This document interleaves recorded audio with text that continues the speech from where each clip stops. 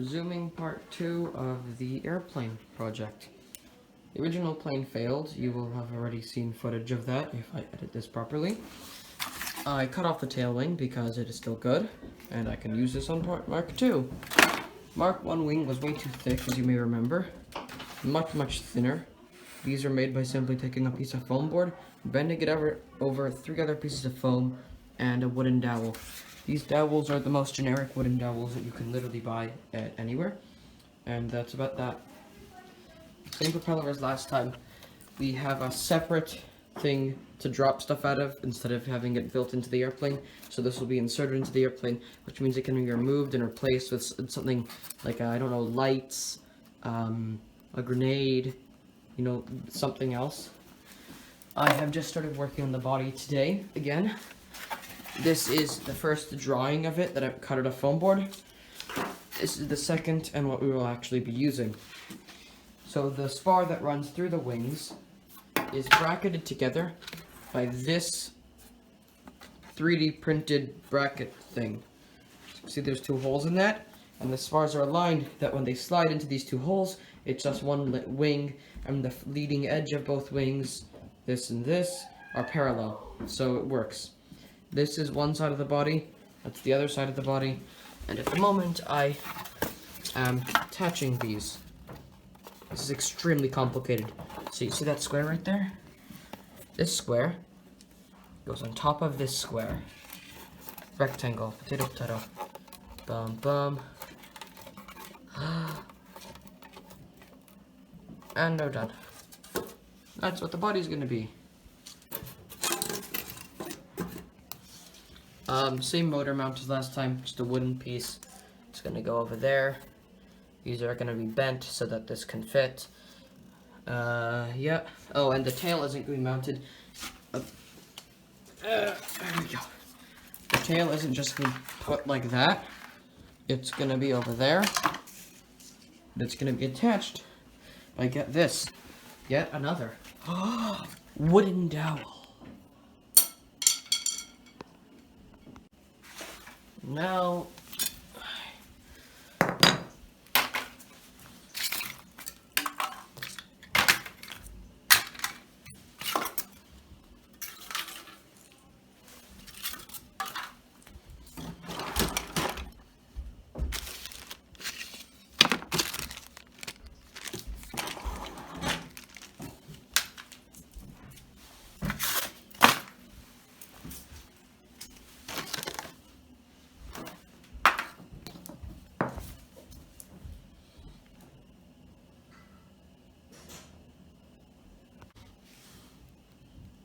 oh yeah, I stole Peter Stripel's magic hammer. Anyways, that's what we got now. You see the spar, 2 sides, so not the spar, the bracket, and there is the bomb drop right here. This servo can move, and then this can fall down. We got huge bomb drop in there. I didn't use the small one, because it was too small, and because I had more room than I thought I would. And all the electronics are going to be mounted over here and in there. So the motor is going to be mounted to that block of wood. Wires go through that little hole. Got little windows in the front for our pilots that are not existent. And that's all we have so far.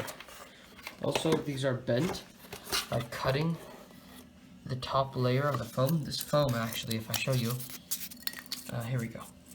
It's 3 layers. It's 1 piece of paper covered in like plasticish, and the foam, another layer. If you cut the top layer, then the foam can break, and each of these are very strong actually. Like, it snaps. So you can bend these. That's how I did the front, and the same way how I did that curve and that curve. Actually, no, this curve I did just because this is a different type of foam. And a bunch of other stuff. I have 2 types of foam I'm using. I'm using firstly the heavy duty stuff. This is what I just showed you. It's 2 layers. It's 3 layers. It's extremely strong. This is what I built other stuff out of. The tail wing's made out of it. This is made out of it.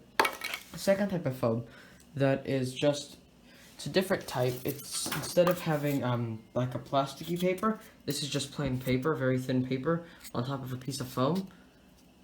And there was a third layer over here, but I took it off to make it lighter. And this is extremely light, and it's much less strong. So this is for non-structural parts, like this, that, over there, that piece, and oh yeah, and these little stoppers right here. So not structural parts are made from that, because they don't need to be as strong. Okay.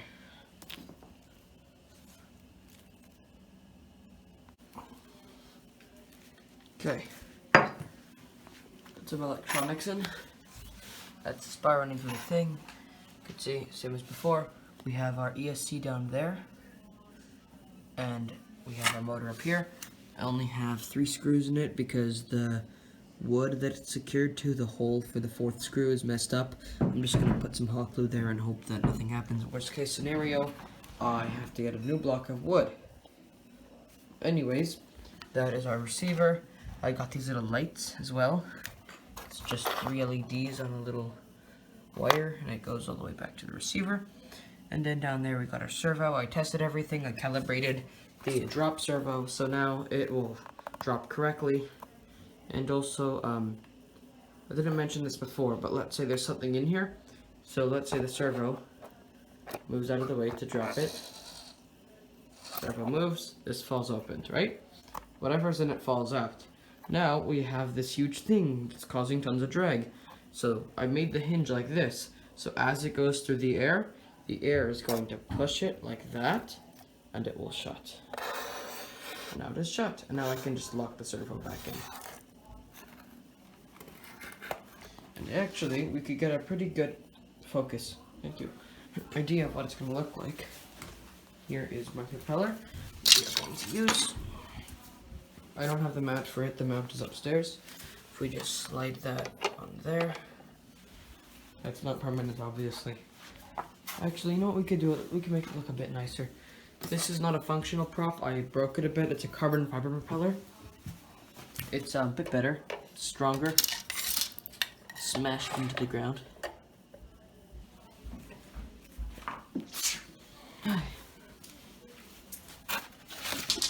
Swing 1.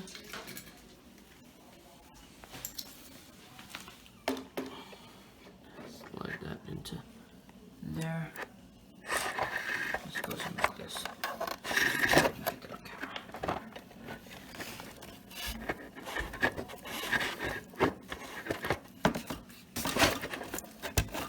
There we go.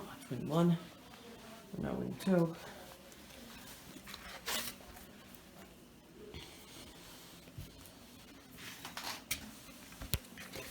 Same procedure. Slides into there. Yeah, that stub will be cut off, by the way. There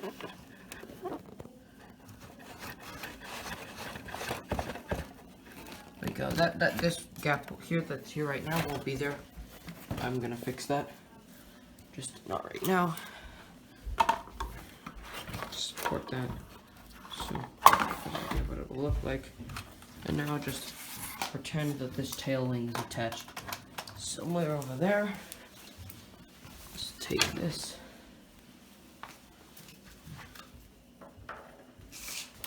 And that is, that's pretty much what it will look like. Oh, I underestimated how big these wings are going to be. That propeller might not be able to lift it. We might have to upgrade to 2 motors. And that may be problematic. Perhaps. We'll see. That, though, is a pretty good representation of what it will look like. Obviously, we're going to have ailerons. This entire thing over here. From there all the way to over there. It's all going to be one aileron. Same thing on the other side. And then we also have our rudder and elevator. I'm having a bit of electronics errors, but I can sort that out. That's boring stuff. Then we have some more stuff. Little thing over here. We got the roof on. 2 compartments that both open up for access to the electronics inside. There's a bunch of cool little things in there. Have staircase. I'll show you that more in the light later. Once we're done the airplane. The tail wing in. It's just connected into there through one of these rods. And need to get the wires from there into here. And I will attach the ailerons if it even flies. It's motor. That's what we got so far. Russell, can you stop? Yep. Hello. Okay. True to my word, we got our 5'4" wingspan. Doesn't look it, but trust me, this is 5 feet 4 inches. Look at how big this is. It's huge. The camera doesn't show the true perspective of it because it's fisheye whatever. Shh. Shh. Shh. I still need to attach the wires from the tail to the main body, and I need to do a bit more electronics and need to build the ailerons and the battery isn't charged. I'm gonna need a bigger battery. But what we can do today is a glide test. We're just gonna go outside and throw it around. Got the airplane, we're outside. Wind is coming from this way, so throw it with the wind and see what it does.